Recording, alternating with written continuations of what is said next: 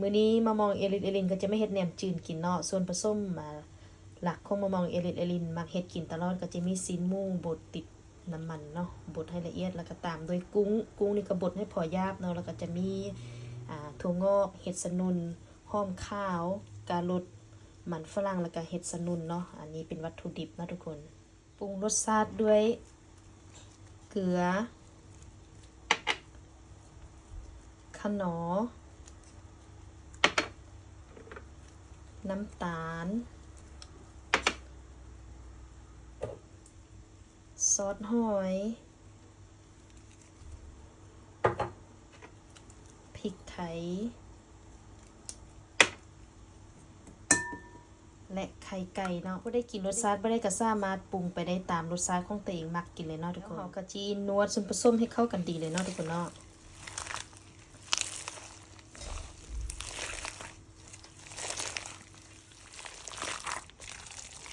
หลังจากนวดส่วนผสมเข้ากันดีแบบนี้แล้วก็เอาไปห่อเลยเนาะมองเอลินก็จะใส่ใบแหนมมันที่เป็นตัวทอดแบบนี้เนาะมันจริงจะแซ่บนะทุกคนแล้วเราก็จีเอาใบแหนมไปจุบใส่กับน้ำให้จนทั่วเลยเนาะมองเอลินไปได้อุปกรณ์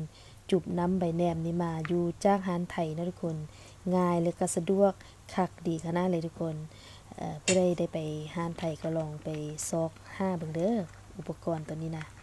มักคักทุกคนจุบใบแหนมง่ายๆแล้วเราก็จีตักใส่ใบแหนมเราก็จะพับใบแหนมเข้ากันแล้วก็ม้วนโลไปเลยเนาะทุกคนเนาะอันนี้ได้จริงง่ายทุกคนก็จัดไปเลยเด้อ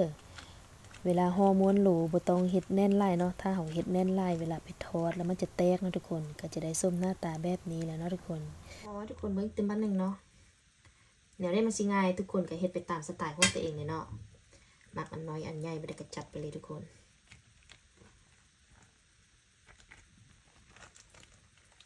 มองเอลินก็ลืมและถนัดแบบนี้เนาะก็สิจัดแบบนี้เนาะเฮ็ดง่ายๆ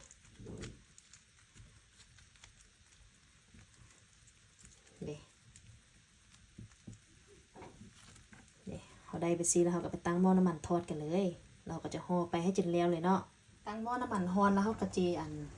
าแหนมที่เขาลงไปทอดเลยเนาะ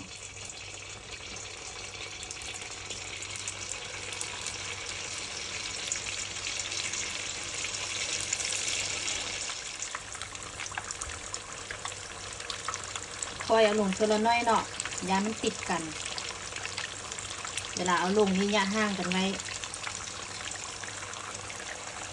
เราไม่ต้องไปคนมันเนาะปลามันเสร็จตัวแล้วค่อยไปคนแต่ซันนี่แผ่นมันติดกันบางทีโป๊ดเนาะเวลามันเสร็จตัวไปซีแล้วเราค่อยไปแยกกันได้เนาะแล้วก็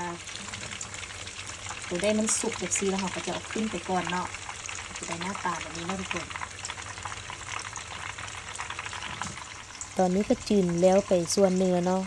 หิ้วเนาะทุกคนเนาะก็เลยจีมาตัดสูทุกคนกินไปพร้อมๆกันเนาะกินตอนร้อนๆนี่แหละเนาะแซ่บทุกคนแป้งกรอบแล้วก็หอมแซ่บโอ้ยก่อนออกหุ่นจังแม่นคักจีนไปพร้อมกินไปพร้อมมื้อนี้เฮ็ดหลายเนาะก็เลยจีนนานแล้วนิดนึงเพราะว่าเฮ็ดเก็บไว้2ฟรีเก็บไว้กินนะทุกคนเนาะก็มันแซ่บคักโอ้ยหอมหุ่นเอลินก็มาตัวเอาไปผู้อัน2อันแล้วเด้อทุกคนเห็นไหมน่าแซ่บค่ะหอมมาได้มากินน้ำกันทุกคน